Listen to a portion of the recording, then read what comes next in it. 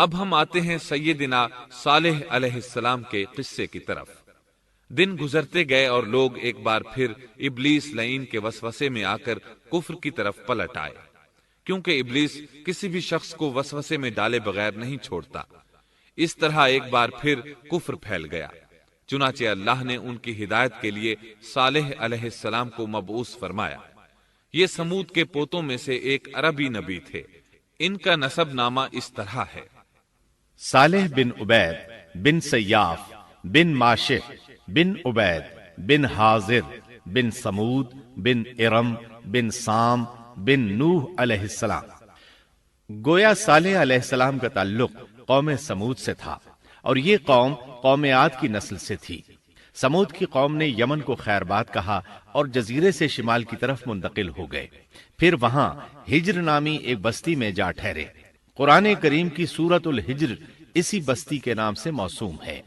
قوم عاد کا تذکرہ سورۃ الحجر کے علاوہ سورۃ الاحقاف اور سورہ ہود میں بھی ہے۔ اللہ تعالیٰ سورۃ الحجر آیت 80 میں فرماتے ہیں: وَلَقَدْ كَذَّبَ أَصْحَابُ الْحِجْرِ الْمُرْسَلِينَ، اور ہجر والوں نے بھی رسولوں کو جھٹلایا۔ ہجر قوم سمود کا مرکزی شہر تھا۔ اب وہ مدائن صالح کے نام سے مشہور ہے۔ یہ شہر مدینہ منورہ کے شمال مغرب میں 380 کلومیٹر کے فاصلے پر واقع ہے۔ یہ لوگ بھی پہاڑوں کو تراش کر گھر بناتے تھے۔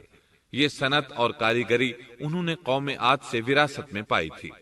اللہ تعالیٰ سورۃ الفجر آیت 9 میں فرماتے ہیں: وَثَمُودَ الَّذِينَ جَابُوا الصَّخْرَ بِالْوَادِ،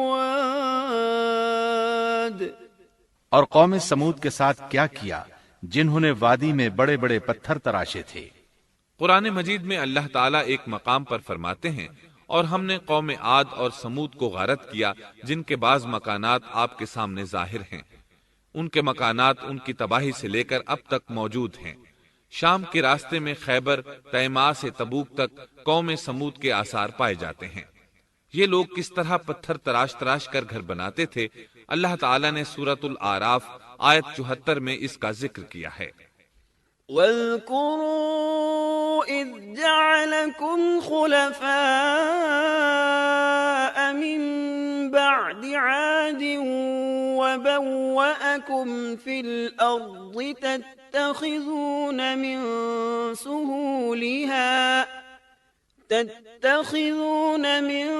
سُهُولِهَا قُصُورًا وَتَنْحِتُونَ الْجِبَالَ بُيُوتًا فاذكروا آلاء الله ولا تعثوا في الأرض مفسدين۔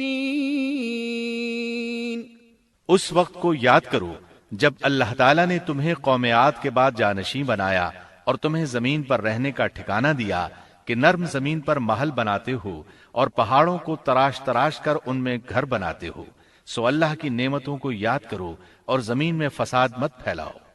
یہ آیت ان کی طاقت، جسم کی صلاحیت اور ماہر فن ہونے پر دلیل ہے۔ پہاڑوں کو تراشنا دراصل قوم عاد کی عادت تھی۔ یہ بھی چونکہ انہی سے تھے، اس لیے وراثت میں یہ کام انہیں بھی آ گیا تھا۔ جس طرح اللہ نے عاد کو اپنی نعمتوں سے نوازا تھا، اسی طرح سمود کو ان سے بڑھ کر نعمتیں دی تھیں۔ اللہ تعالیٰ صالح علیہ السلام کی زبانی ان سے فرماتے ہیں: اے قوم سمود، کیا تمہیں ان چیزوں میں بے فکری سے رہنے دیا جائے گا، یعنی باغات، چشموں، کھیتوں اور کھجوروں میں جن کا خوشہ ملائم ہے، اور تم پہاڑوں کو تراش کر پرتکلف گھر بناتے ہو؟ پس اللہ سے ڈرو اور میرا کہنا مانو۔ لیکن ان لوگوں نے ہر طرح سے قوم عاد کی پیروی کی، نصیحت پکڑنے کی بجائے بتوں کی عبادت شروع کر دی۔ اللہ نے ان کے درمیان صالح علیہ السلام کو مبعوث فرمایا۔ آپ نبوت ملنے سے پہلے بھی عقل مند اور علم والے تھے، باعزت گھرانے سے تعلق رکھتے تھے، اپنے معاملات میں لوگ ان سے مشورے لیتے تھے، لہٰذا انہیں ایک خاص مقام حاصل تھا۔ لیکن جب آپ نے انہیں ایک اللہ پر ایمان لانے، اس کے سوا کسی کی عبادت نہ کرنے کی دعوت دی تو ان کا ساتھ چھوڑ گئے۔ جواب میں ان سے کہنے لگے: يا صالح قد كنت فينا مرجوا قبل هذا اے صالح، اس سے پہلے تو ہم تجھ سے بہت کچھ امیدیں لگائے ہوئے تھے۔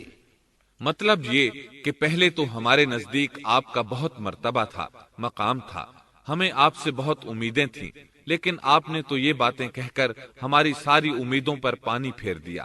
ان کے اس جواب کے باوجود صالح علیہ السلام انہیں اللہ کی طرف بلاتے رہے اور ان سے کہتے رہے، اے میری قوم، اللہ کی عبادت کرو، اس کے سوا تمہارا کوئی معبود نہیں۔ تمام انبیاء کی اپنی اپنی قوم کو یہی دعوت تھی کہ اے لوگو، اللہ کی عبادت کرو، اسی نے تمہیں زمین سے پیدا کیا ہے، اسی نے تمہیں زمین میں آباد کیا ہے، اس سے معافی طلب کرو، یقیناً میرا رب قریب ہے اور دعاؤں کو قبول کرنے والا ہے۔ اے میری قوم، تم نیکی سے پہلے برائی کی جلدی کر رہے ہو، اللہ سے معافی کیوں نہیں مانگتے کہ تم پر رحم کیا جائے؟ اللہ سے ڈرو، میری اطاعت کرو، حد سے گزر جانے والے بے باک لوگوں کی اطاعت سے باز آؤ، وہ ملک میں فساد پھیلا رہے ہیں اور اصلاح نہیں کرتے۔ صالح علیہ السلام نے ہود علیہ السلام کی طرح اپنی قوم کو نصیحت کی، لیکن ان ظالموں نے بھی اسی طرح کفر کیا جیسے قوم عاد نے کیا تھا۔ کہنے لگے، یہ کیسے ہو سکتا ہے کہ ہم اپنے میں سے ایک شخص کے تابع ہو جائیں؟ اس اکیلے کی اتنی زیادہ فضیلت کی آخر کیا وجہ ہے؟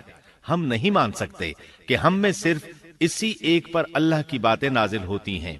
پھر وہ اس سے بھی آگے بڑھے اور اللہ کے نبی کو کھلے الفاظ میں پرلے درجے کا جھوٹا کہا، جادوگر کہا۔ پھر یہ سرکش اور کافر لوگ صالح علیہ السلام کے ساتھ ایمان لانے والے کمزور غریب لوگوں کو مخاطب کر کے کہنے لگے، کیا تم صالح پر ایمان رکھتے ہو؟ ہم تو اس کے منکر ہیں۔ اس طرح صالح علیہ السلام دن رات انہیں دعوت دیتے رہے، یہاں تک کہ یہ لوگ صالح علیہ السلام سے کہنے لگے، تم نے اور تمہارے ساتھیوں نے ہمارے اندر نحوست پھیلا رکھی ہے اور اسی لیے ہم مشکلات اور مصائب کا شکار ہیں، لہٰذا تم ہم سے دور ہو جاؤ۔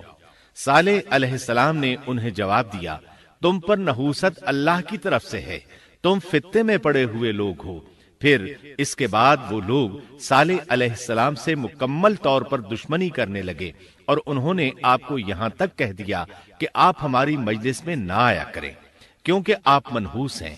پھر بات یہاں تک پہنچی کہ صالح علیہ السلام نے انہیں اللہ کے عذاب سے ڈرایا، دھمکایا اور کہا، يا قوم أرأيتم إن كنت على بينة من ربي وآتاني منه رحمة فمن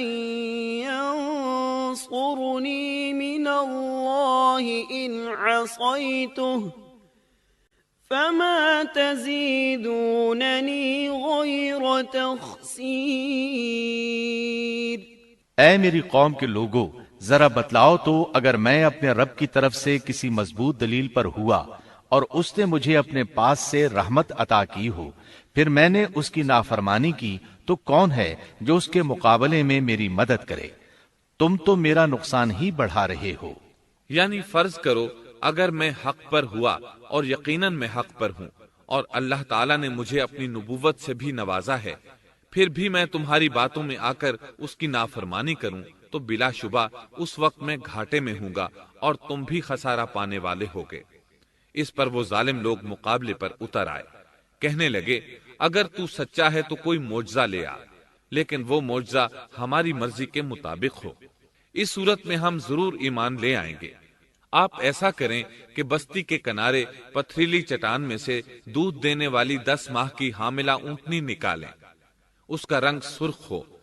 صالح علیہ السلام سے یہ مطالبہ کر کے وہ سردار لوگ ایک طرف بیٹھ گئے اور مذاق اڑانے لگے۔ ایک کہنے لگا اونٹنی 10 ماہ کی ہو، حاملہ ہو، دوسرا کہنے لگا لازمی طور پر اس کا رنگ سرخ ہو، پھر ایک تیسرا سردار بولا اس کی کھال پر بہت زیادہ اون ہو، چوتھا بولا موٹی تازی ہو، ہم نے پہلے اس قسم کی اونٹنی دیکھی نہ ہو، پانچواں بولا وہ اتنی بڑی ہو کہ اکیلی ایک دن تمام کنویں کا پانی پی جائے اور دوسرے روز ہم پئیں۔ یہ لوگ اسی طرح مذاق اڑا رہے تھے کہ صالح علیہ السلام نے ان سے کہا، اگر تمہاری مطلوبہ اونٹنی تمہیں مل جائے تو کیا تم ایمان لے آؤ گے؟ سب نے مل کر کہا، ہاں ضرور لے آئیں گے۔ صالح علیہ السلام نے فرمایا، تب تم ایک دن سب لوگوں کو جمع کر لو۔ مقررہ دن وہ لوگ جمع ہو گئے۔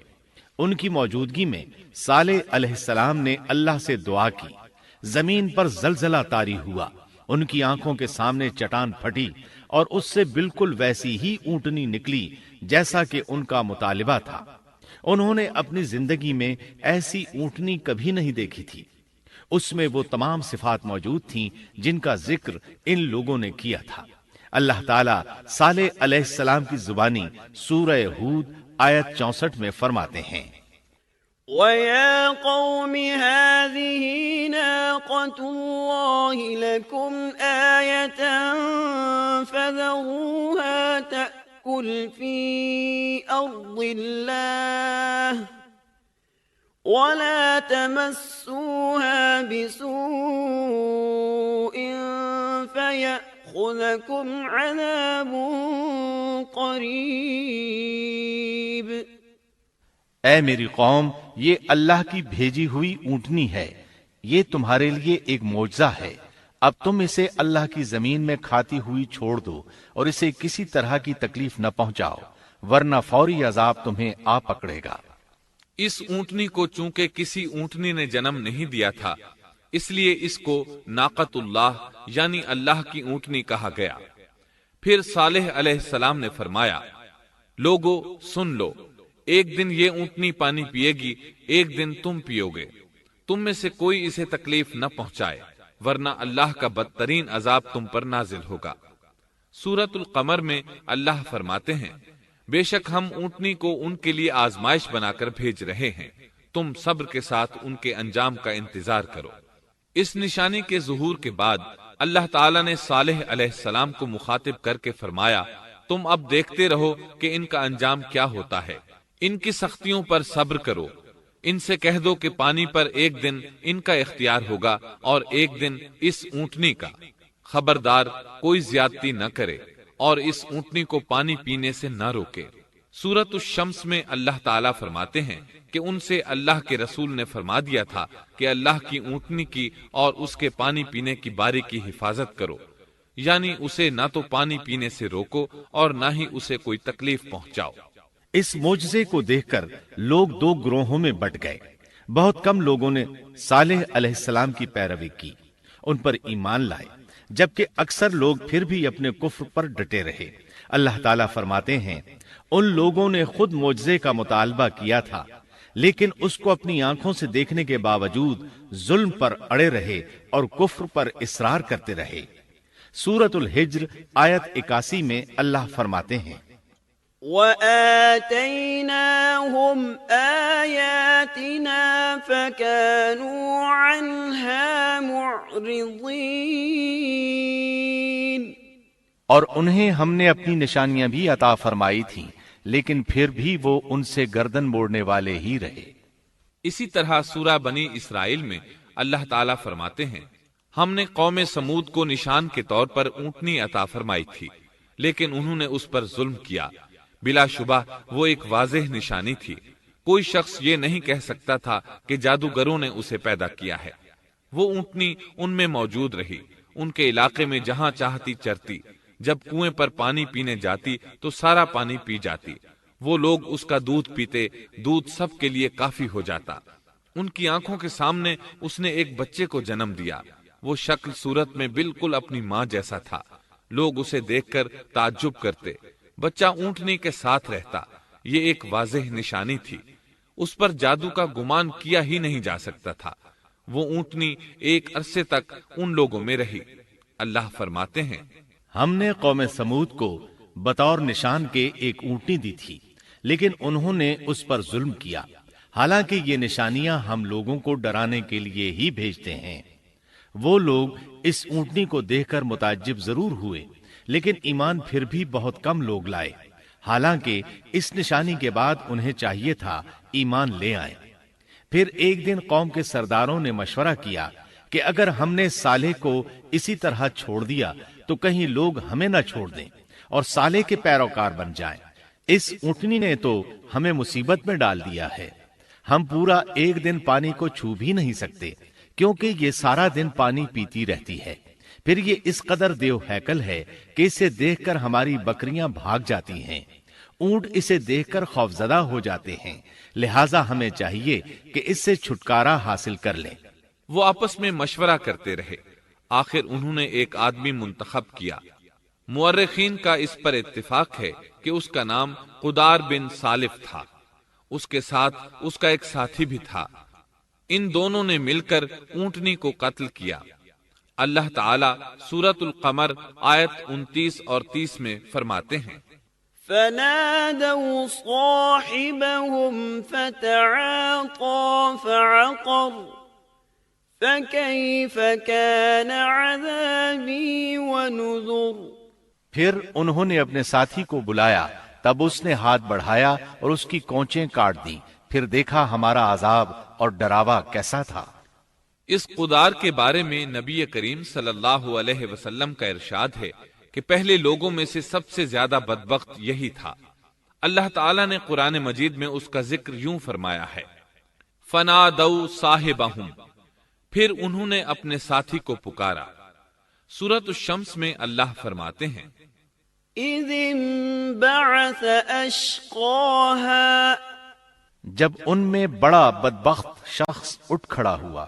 یہ بدبخت قدار اٹھا، اپنے ساتھی کو ساتھ لیا اور اونٹنی کو قتل کرنے کے لیے تیار ہو گئے۔ آپس میں مشورہ ہوا کہ یہ نہ کہا جائے ہم نے اسے قتل کیا ہے۔ اس طرح باقی لوگوں نے بھی ان سے اتفاق کیا۔ اللہ تعالیٰ سورہ نمل آیت 48 میں فرماتے ہیں، وَكَانَ فِي الْمَدِينَةِ 9 رَهْطٍ يُفْسِدُونَ فِي الْأَرْضِ وَلَا يُصْلِحُونَ، اور اس شہر میں 9 آدمی ایسے تھے جو زمین میں فساد کرتے تھے اور اصلاح نہیں کرتے تھے۔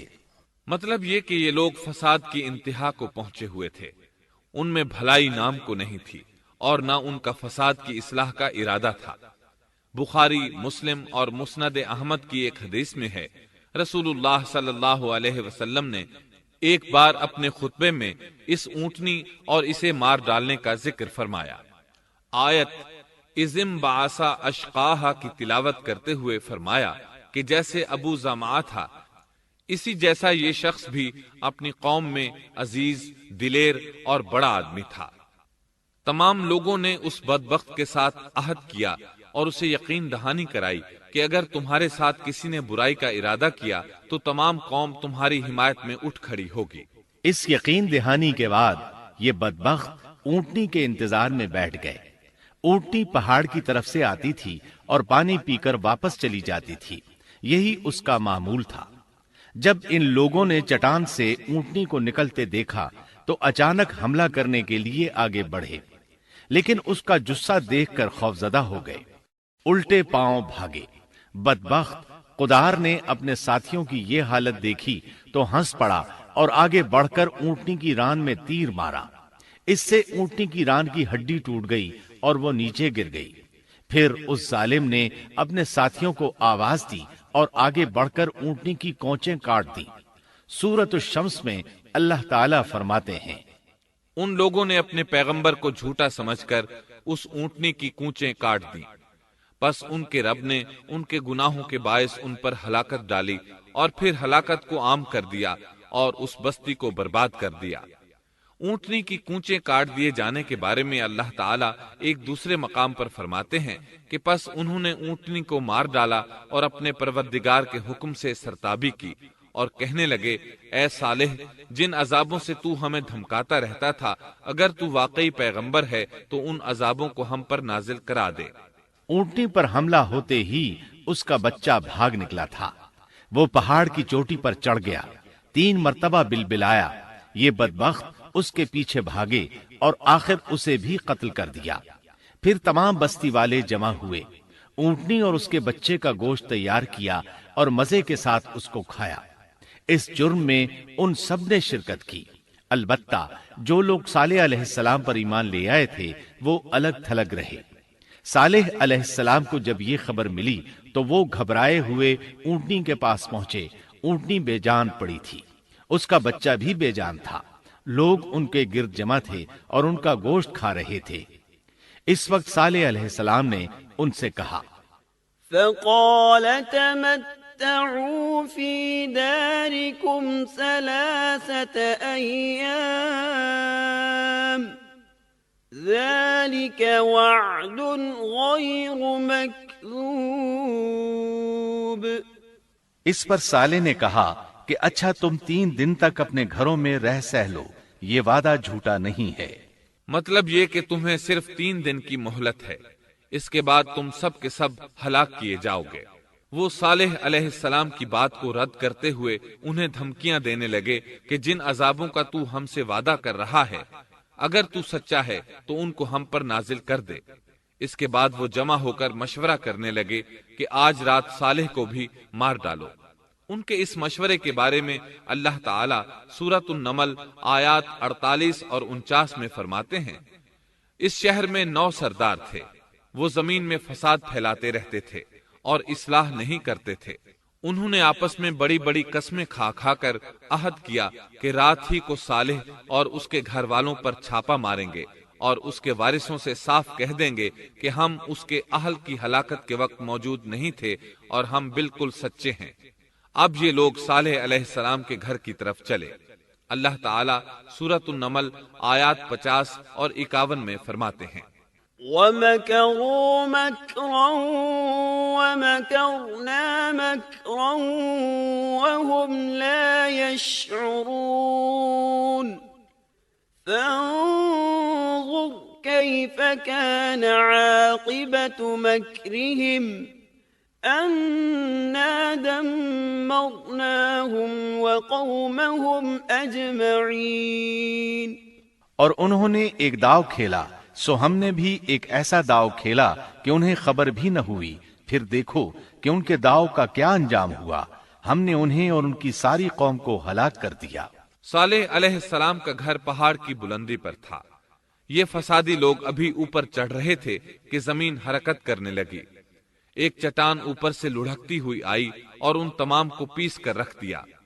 ان 9 فسادی لوگوں کی ہلاکت کے ساتھ ہی اللہ کے عذاب کی ابتدا ہو چکی تھی۔ چنانچہ صالح علیہ السلام نے اپنے ساتھیوں کے ساتھ اس بستی کو چھوڑ دیا، یعنی وہ ہجر کے علاقے سے نکل گئے۔ صبح ہوئی تو لوگوں نے ایک عجیب منظر دیکھا۔ قوم سمود کے تمام لوگوں کے چہرے زرد پڑ چکے تھے، وہ سب رونے لگے کیونکہ عذاب کے آثار شروع ہو چکے تھے۔ دوسرے دن تمام لوگوں کے چہرے آگ کی طرح سرخ ہو گئے اور تیسرے دن تمام کے چہرے سیاہ ہو چکے تھے۔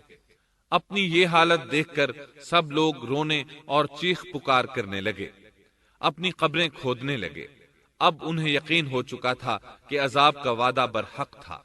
اللہ تعالیٰ نے انہیں پہلی قوموں کی طرح ایک قسم کا عذاب نہیں دیا تھا، جیسے قوم نوح کو صرف طوفان کے ذریعے ہلاک کیا گیا، قوم عاد کو صرف طوفانی ہوا کے ذریعے ہلاک کیا گیا، لیکن قوم سمود کو اللہ تعالیٰ نے طرح طرح کے عذابوں سے دوچار کیا، اس لیے کہ انہوں نے اپنی مطلوبہ شرط پوری ہونے کے باوجود ایمان قبول نہیں کیا تھا۔ عذاب کی ابتدا زلزلے سے ہوئی، زمین حرکت کرنے لگی۔ اس کی وجہ سے وہ لوگ اپنے گھروں میں اوندھے کے اوندھے پڑے رہ گئے، ان میں اٹھنے کی طاقت تک نہ رہی۔ پھر آسمان میں سخت کڑاکا ہوا، اس کی ہولناک دہشت انگیز چنگھاڑ نے ان کے بھیجے پھاڑ کر رکھ دیے۔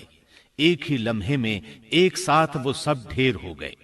ان کی ہلاکت اور تباہی کو بیان کرتے ہوئے اللہ تعالی سورۃ الزاریات آیات 43 تا 45 میں فرماتے ہیں، وَفِي ثَمُودَ إِذْ قِيلَ لَهُمْ تَمَتَّعُوا حَتَّى حِينٍ فَعَتَوْا عَنْ أَمْرِ رَبِّهِمْ فَأَخَذَتْهُمُ الصَّاعِقَةُ وَهُمْ يَنظُرُونَ فَمَا اسْتَطَاعُوا مِنْ قِيَامٍ وَمَا كَانُوا منتصرین۔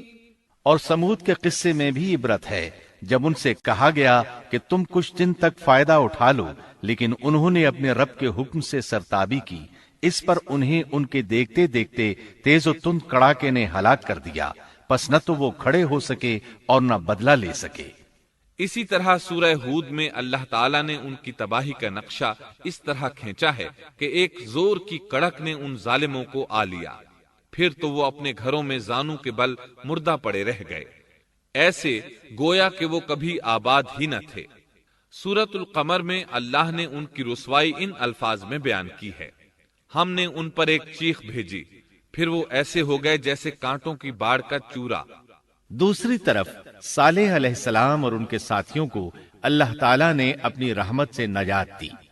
اللہ تعالیٰ سورہ ہود آیت 66 میں فرماتے ہیں: فَلَمَّا جَاءَ أَمْرُنَا نَجَّيْنَا صَالِحًا وَالَّذِينَ آمَنُوا مَعَهُ بِرَحْمَةٍ مِنَّا وَمِنْ خِزْيِ يَوْمِئِذٍ إِنَّ رَبَّكَ هُوَ الْقَوِيُّ الْعَزِيزُ۔ پھر جب ہمارا فرمان آ پہنچا، ہم نے صالح اور ان پر ایمان لانے والوں کو اپنے فضل سے اس سے بچا لیا اور اس دن کی رسوائی سے بھی۔ یقیناً تیرا پروردگار نہایت توانا اور غالب ہے۔ اس قوم کے آثار آج تک باقی ہیں۔ مدینہ منورہ کے شمال مغرب میں ان کے گھر موجود ہیں۔ اب یہ علاقہ مدائن صالح کے نام سے مشہور ہے۔ سورۃ النمل میں اللہ تعالیٰ فرماتے ہیں: پس یہ ان کے گھر ہیں جو ان کے ظلم کے سبب ویران پڑے ہیں، بے شک اس میں دانش مندوں کے لیے نشانیاں ہیں۔ اللہ تعالیٰ نے ان کے نشانات کو آج تک باقی رکھا ہے تاکہ بعد میں آنے والوں کو یقین ہو جائے اور کسی قسم کا شک نہ رہے۔ عذاب کے آثار نمودار ہونے پر صالح علیہ السلام نے ان سے فرمایا تھا: اے میری قوم، میں نے تمہیں اپنے پروردگار کا حکم پہنچا دیا تھا اور میں نے تمہاری خیر خواہی کی، لیکن تم لوگ خیر خواہوں کو پسند نہیں کرتے۔ اس کے بعد صالح علیہ السلام اپنے ساتھیوں کے ساتھ وہاں سے ہجرت کر کے فلسطین آ گئے، وہیں رملہ نامی بستی میں رہنے لگے اور یہیں آپ کی وفات ہوئی۔ نبی کریم صلی اللہ علیہ وسلم صحابہ کرام رضی اللہ عنہم کے ساتھ تبوک تشریف لے گئے تو آپ نے مدائن صالح کے قریب قیام فرمایا تھا۔ صحابہ نے ان کنووں سے پانی لے لیا جو قوم سمود کے استعمال میں رہے تھے، کچھ برتن بھی وہاں سے لے لیے۔ آپ کو پتا چلا تو آپ نے حکم فرمایا: ان برتنوں کو توڑ دو اور اس پانی کو بہا دو، اور اس پانی سے جو کھانا تیار کیا ہے اس کو الٹ دو۔ آپ نے انہیں ان گھروں میں داخل ہونے سے بھی روک دیا جن میں اللہ کا عذاب نازل ہوا تھا۔ آپ صلی اللہ علیہ وسلم نے فرمایا: میں ڈرتا ہوں تم پر بھی ایسا عذاب نہ آ جائے جیسا ان پر آیا تھا، اس لیے ان کے علاقے میں داخل نہ ہوا کرو، اور اگر داخل ہونا پڑ جائے تو روتے ہوئے داخل ہوا کرو، اور رونا نہ آئے تو رونے جیسی شکلیں بنا لیا کرو تاکہ تمہارا شمار ظالموں میں نہ ہو۔ اللہ تعالیٰ فرماتے ہیں: ألا إن ثمود كفروا ربهم ألا بعدا لثمود۔ آگاہ رہو، قوم سمود نے اپنے رب سے کفر کیا، سن لو ان سمودیوں پر پھٹکار ہے۔ قرآن میں ان کا قصہ 26 سے زائد مرتبہ بیان کیا گیا ہے۔ اس کے بعد لوگ ایمان کی حالت میں امن چین کی زندگی بسر کرنے لگے، لیکن پھر نئے سرے سے ان میں خرابی پیدا ہوئی۔ شیطان نے پھر اپنا کام دکھایا، ان کے دلوں میں وسوسہ ڈالا، اور فلسطین، عراق، مصر اور جزیرے کے نواحی علاقوں میں شرک پھیل گیا۔ لوگ ایک بار پھر کفر کی طرف پلٹ پڑے۔ اس پورے قصے میں چند عبرتیں ہیں، آئیے ذرا ان کا بھی ذکر ہو جائے۔ اللہ تعالیٰ کی اونٹنی اگرچہ سیدنا صالح علیہ السلام کی نبوت کا ایک نشان تھی، ان کی سچائی کا ثبوت تھی، لیکن قرآن کریم کی وضاحت یہ ہے کہ وہ قوم سمود کی آزمائش کے لیے تھی، اور وہی ان کی ہلاکت کا نشان ثابت ہوئی، جیسا کہ سورۃ القمر میں اللہ تعالیٰ فرماتے ہیں: إن إنا مرسل الناقة فتنة لهم فارتقبهم واصطبر بے شک ہم اونٹنی کو ان کی آزمائش اور امتحان کے لیے بھیجنے والے ہیں، پس تو ان کے انتظار میں رہ اور صبر اختیار کر۔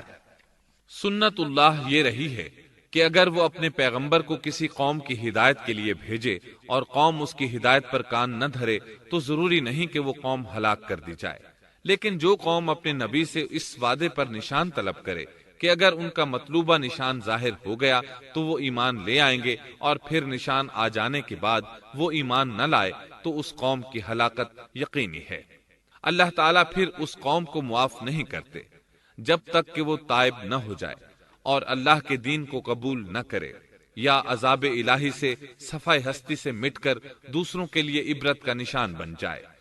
لیکن اس سنت سے نبی کریم صلی اللہ علیہ وسلم کی امت مستثنا ہے، اس لیے کہ آپ صلی اللہ علیہ وسلم نے وضاحت فرمائی ہے، میں نے اللہ تعالیٰ سے دعا مانگی ہے کہ اللہ تعالیٰ میری امت میں عذاب عام مسلط نہ فرمائے، اور اللہ نے میری دعا قبول فرما لی۔ قرآن میں اللہ تعالیٰ نے نبی کریم صلی اللہ علیہ وسلم کی اس بات کی یوں تصدیق کی ہے، وما كان الله ليعذبهم وأنت فيهم اے رسول اس حال میں کہ تو ان میں موجود ہے، اللہ تعالیٰ ان کافروں پر عذاب مسلط نہیں کرے گا۔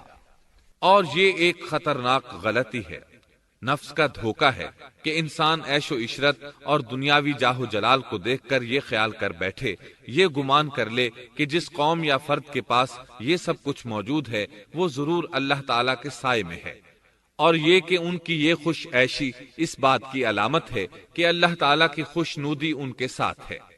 یہ نفس کا دھوکہ ہے، غلط فہمی ہے، بلکہ کج فہمی ہے۔ قرآن کریم کے اس واقعے میں جگہ جگہ اس بات کی وضاحت ہے کہ بعض اوقات زیادہ سے زیادہ خوش عیشی زیادہ سے زیادہ عذاب کا پیش خیمہ ثابت ہوتی ہے، اگرچہ قوموں کے لیے اس کی مدت چند ماہ یا چند سال نہیں بلکہ گھبرا دینے والی مدت ہی کیوں نہ ہو، مگر ہر قسم کی دنیاوی کامیابیوں اور خوش عیشیوں کے ساتھ جب ظلم، سرکشی اور غرور کسی قوم کا مستقل شعار بن جائے تو سمجھ لو اس کی تباہی اور ہلاکت کا وقت قریب آ پہنچا۔